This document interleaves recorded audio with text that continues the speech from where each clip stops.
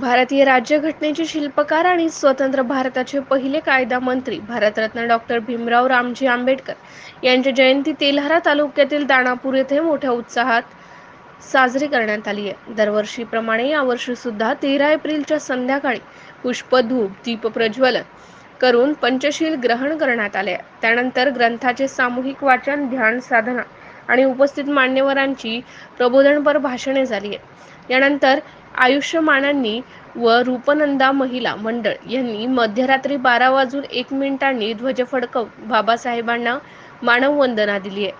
या प्रसंगी शालिनी भालचंद्र विरघट यांनी कार्यक्रमासाठी उपस्थित त्यांना मोलाचे मार्गदर्शन केले। या कार्यक्रमाला उपासक उपासिका, बालक बालिका मोठ्या संख्येने उपस्थित होते। MCN न्यूज मराठी करिता सचिन विरघट, दानापूर।